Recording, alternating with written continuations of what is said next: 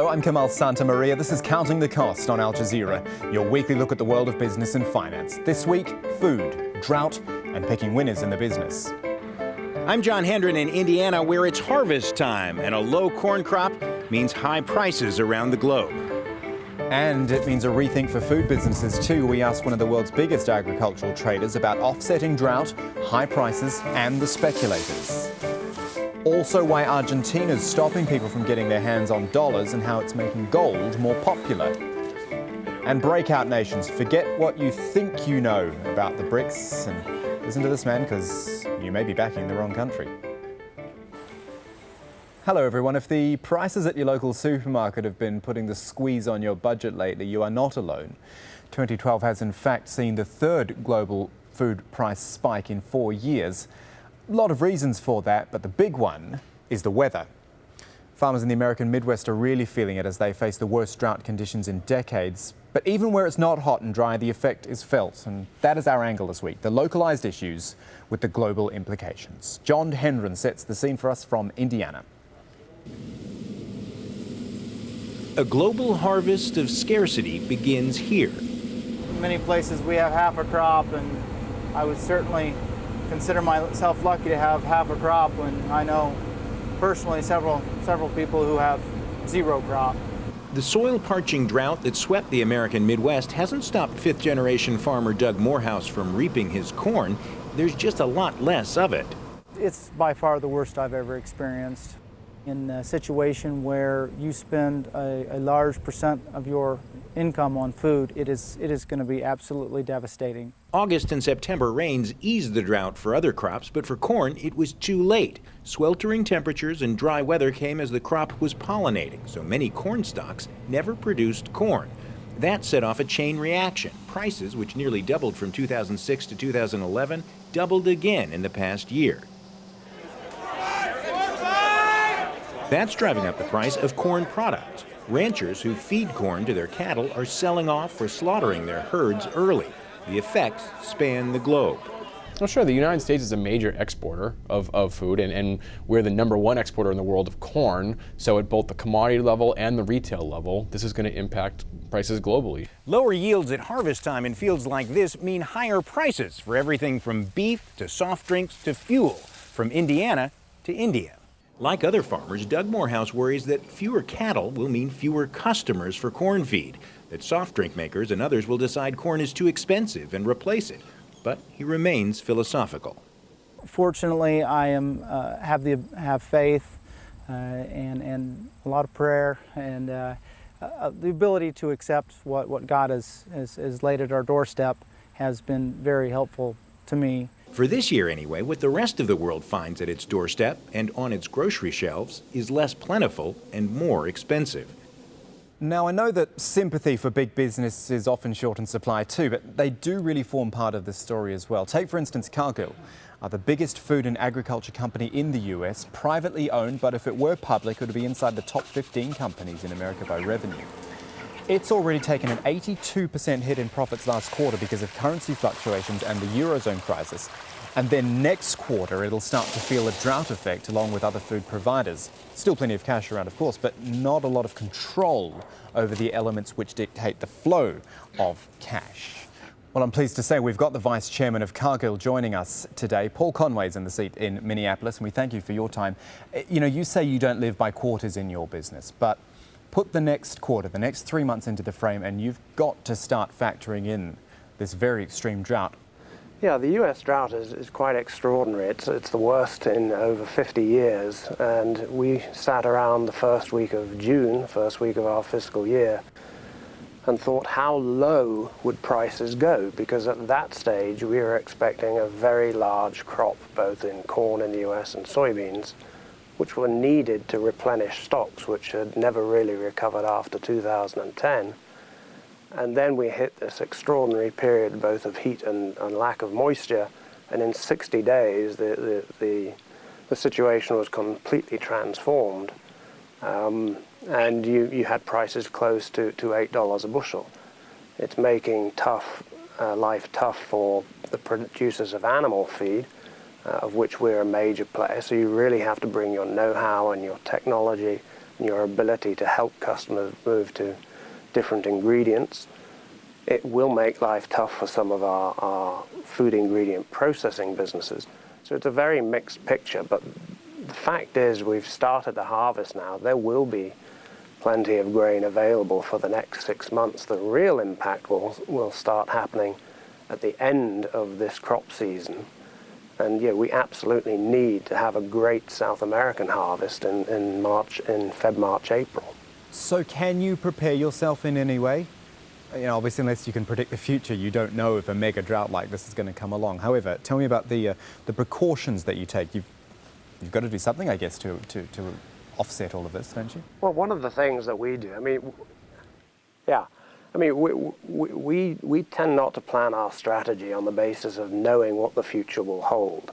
We've been pretty consistent when we do our strategizing to say we can't predict the future. What we need to do is build our capabilities and our footprint in such a way that it is sustainable for the long term, irrespective of what the future holds. So that's our general philosophy. So we've continued, even during rough times. We had our highest ever capital expenditure last fiscal year, even when we were struggling, if you like, with the P&L.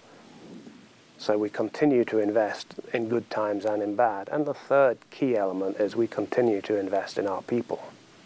What about the knock-on effect, though? You know, a lot of what we've been reporting on Al Jazeera recently on this topic is the effect that these higher prices have on people around the world. And I'm sure you know this, as ever, it is the people who can least afford it who are the ones who nearly always get hit the most.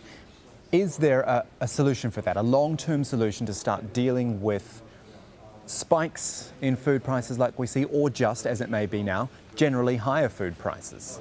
Yeah.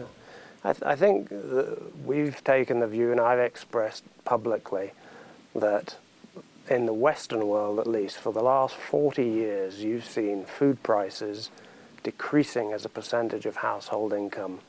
That's been a very strong trend. We may have reached the end of that trend. And so the world has woken up after the 2008 food price rally. And so we have been pretty outspoken following that occasion that what we need to have is a set of positive actions, which include more relaxation of biofuel policies, which include increased public investment in the agriculture sector, be that infrastructure, be that extension services, training for farmers. We believe it includes embracing technologies that can help improve productivity. At its heart, and in order to feed the growing population of the world, we need to make better use of the land in Africa. And at the very heart of that is better property rights. You know, let's bring government into this. Go back to the issue of, in the United States, for example, the government pushing producers like yourself to get more into the biofuels game, the ethanol game, produce more corn for ethanol. That's a big push. It's great for biofuels, it's great for the environment. However, that must have a big effect on your bottom line as well. Yeah, I mean, we've been very open for a long time that we don't like mandates. And so there is a discussion at the moment going on in the US about should the mandate for the use of ethanol be waived, and various states here have requested the EPA to do that. Unfortunately, at the moment, that's a bit of a misnomer. The fact is, if you lifted the mandate today, the amount of ethanol produced would be more or less the same. It would not solve the problem. And the reason for that is at $96, $97 WTI crude oil, ethanol is being used today largely because it's economic to do so. Okay, let's move, Paul, to some of the wider issues of trading in the foods business. Now, you, or Cargill, is described as one of the 4 big traders. Why are there so few players in this industry? Why does it appear locked in like that? Yeah, I don't think, there's a gentleman from the FT coined the phrase the ABCD, and it's quite snappy, but there are many more players. There aren't that many who are global, and there aren't that many who are in as many commodities as we are, but there are many more than 4, including some large Japanese houses, for example, one of whom has just bought one of the top 3 US grain origination units. So I think there's a misnomer that there are only 4 large global grain trading houses. And in a game where it's a very low margin game and you have to have operational efficiencies, you have to have sufficient scale in order to do that. If you're competing with a plant or a port or a vessel that is half the size of what is the most economic, you won't do very well. But once that scale is achieved, we're absolutely not driven by market share. But do you fear speculators in the market, those who would manipulate for their own gain? No, we think that's a bit of a misnomer. I mean, when prices rally as much as they've done recently, you know, the same tired old voices come out and criticize it because it's speculation. The fact is that prices rallied from roughly $5 a bushel for corn to roughly $8 in 60 days because there was an unprecedented drought in the United States. And speculators are at the margin. They don't drive prices to places where they shouldn't go. Sometimes they make it happen more quickly. But at the end of the day, supply and demand is what counts. Now, the other thing is when farmers have a great crop and want to sell, who's going to buy it from them?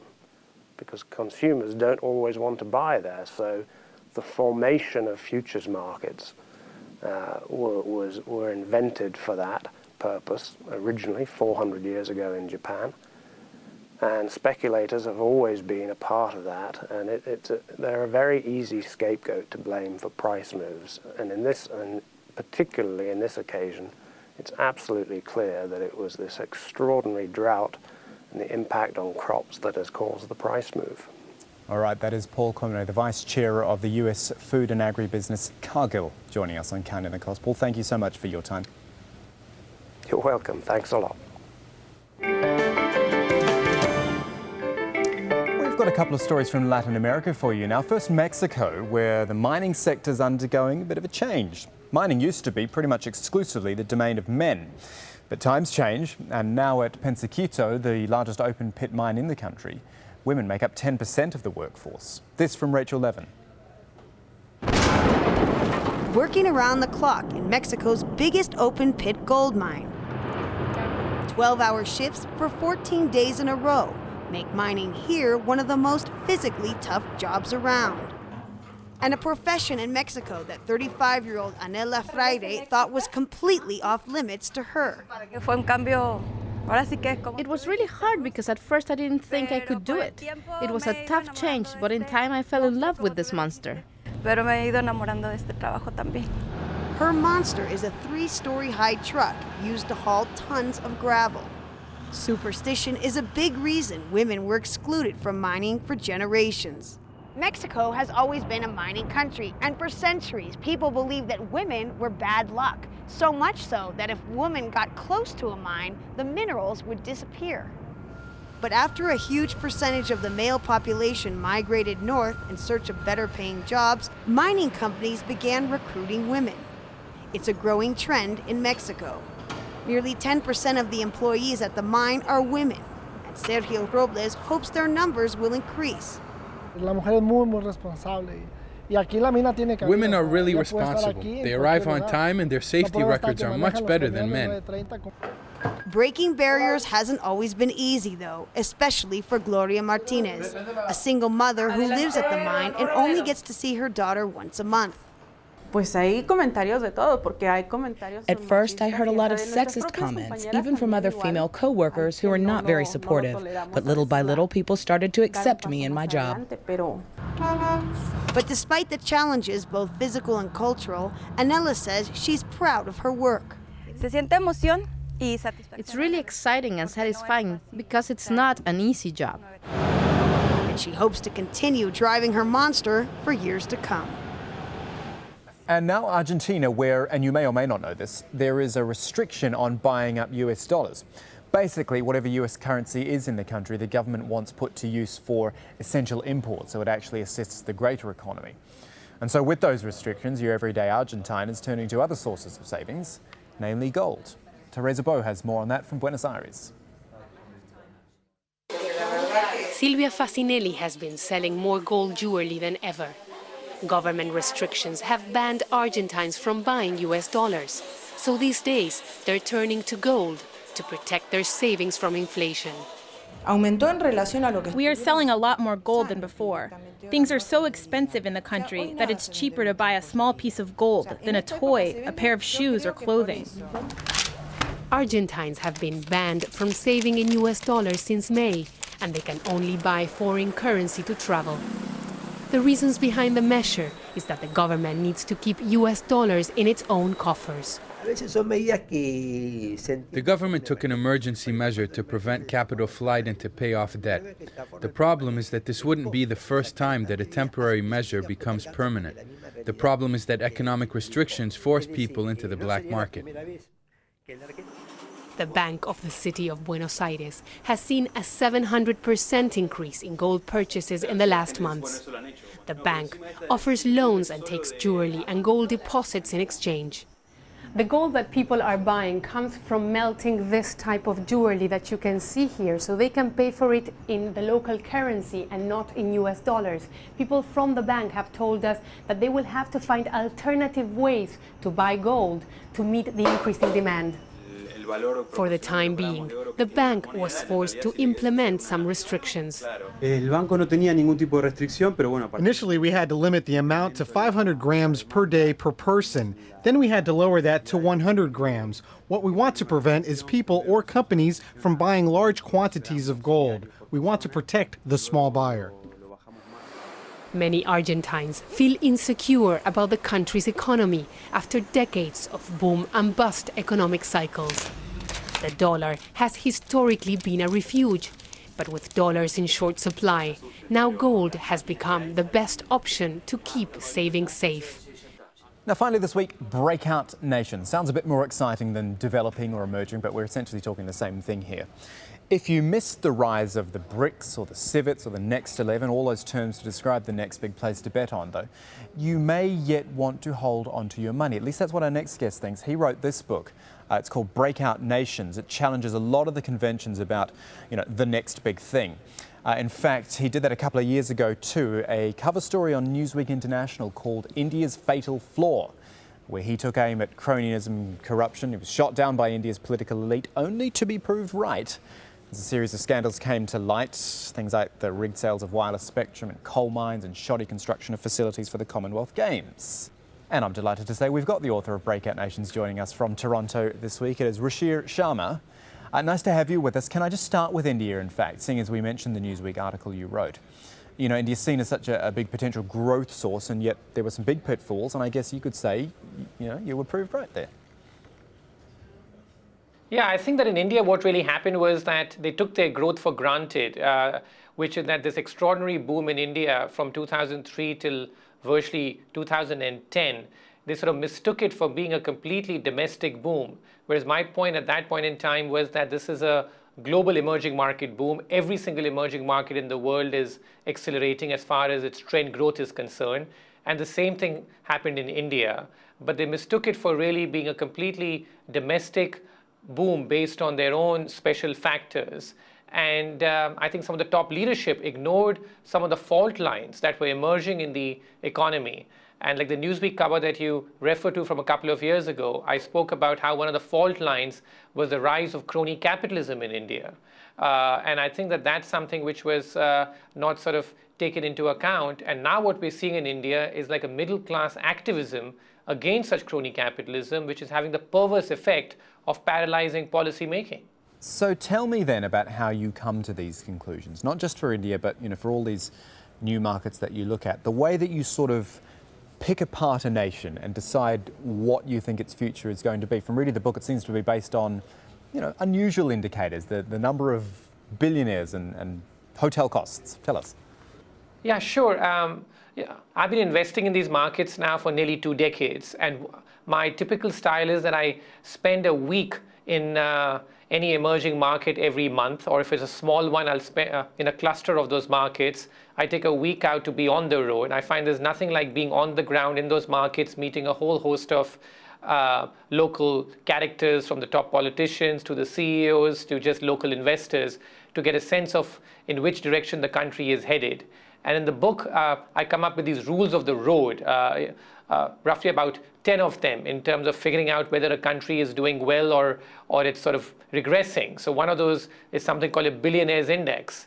Now here my sort of take is that if a country is producing too many billionaires relative to its economic size, the wealth of those billionaires is too large relative to the size of its economy. And if they're coming from sectors which really are growing on the back of government patronage rather than genuine entrepreneurship, that is a negative. So you take the example of Russia. Russia's billionaires today have wealth which is roughly about 20% of their economy. Now that's way too high. The average in the emerging market world is closer to about 10%. In the developed world, the range is typically about 5 to 10%. And most of those billionaires in Russia are producing wealth in sectors such as oil rather than having any genuine manufacturing or technological advantage. So I think that's a real red flag as far as Russia is concerned. So you challenge convention with unconventional sorts of indices. Do you then get challenged back? Because if I go back to the start of what you just said in that answer, you talked about spending a week in a country and getting a feel for it. I could come back to you and say, well, what does a week really tell you? Yeah, I think, like the whole point is that this is a continuum, which is that just spending a week at a place doesn't give you a whole idea, but it's about connecting the dots. It's about comparing countries one against the other. So the challenge is there in that I'm investing our funds accordingly based on this intelligence. I've got portfolio managers all over the world looking at these countries on a dedicated basis. So I'm taking their inputs as well. And often, we get pushed back in terms of the analysis that we come up with. When we talk to some of these local characters, they will push back to us in terms of what our analysis is. But I think the competitive advantage, I would like to believe, is that we're looking at these countries on a comparative basis. So my idea is that, listen, is Brazil doing better or is India doing better? Is Turkey doing better or is Poland doing better? It's about comparing these economies in terms of how it's going. I've always viewed this to be like a race, really, a growth race in terms of who's able to grow faster and to adjust for per capita incomes when making that analysis. Just to pick up on the point you made about it being a race, what about the race between, and this is a different way of comparing, but the race between, say, authoritarian countries and democratic ones? Now, you have any number of places for many years now talking about spreading democracy, and they do that with good reason. But then you look at the success of the Chinas of this world, the Gulf nations and the Arab world, and you see huge economic success. Are they winning that race at the moment, perhaps? Well, we did a lot of work on this subject, and we looked at the high growth nations over the last 30 years, and we classified high growth nations as those economies that were able to grow at more than 5% on an annualized basis for a decade. And we came up with about 120 instances over the last 3 decades. And the result is exactly 50-50, which is that if you look at the high growth economies, 50% of them can be classified as being authoritarian governments and 50% of them as being democratic regimes. So I think that my point on this front is that it's exactly 50-50. The political regime does not matter whether it's authoritarian or it's democratic. For every authoritarian success, I can point out to you a failure. On the other hand, for every democratic success, I can point out a failure to you. So I think the point here is that what matters is the quality of leadership and how focused they are on economic growth. So the countries that have really done well have been those where the focus has been singularly on getting economic growth right, and the political regime has almost not mattered. And in this case, I compare China and Vietnam. For example, if you take the case of China, we know how well it's grown under an authoritarian leadership. Vietnam tried to emulate the same model.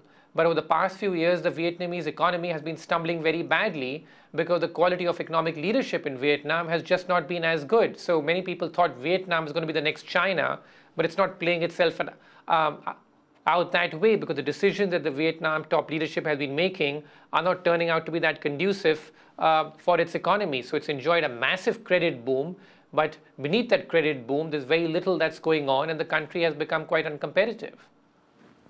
Rishi Sharma is the author of Breakout Nations, and we thank you for joining us this week on Counting the Cost. Sure, thanks. And that is our show for this week, but if you want to get in touch, here's how you do it. You can send a tweet to me at Kamal AJE, or our business editor at Abid Oliver Ali, or an email if you're so inclined. Counting the Cost at aljazeera.net is our address, and then you head to aljazeera.com/business. You can link onto the Counting the Cost page. From there we put all our episodes up in full there for you to catch up on whenever you'd like. That's it though for this edition of Counting the Cost. I'm Kamal Santa Maria from the whole team. Thanks for joining us. The news on Al Jazeera is next.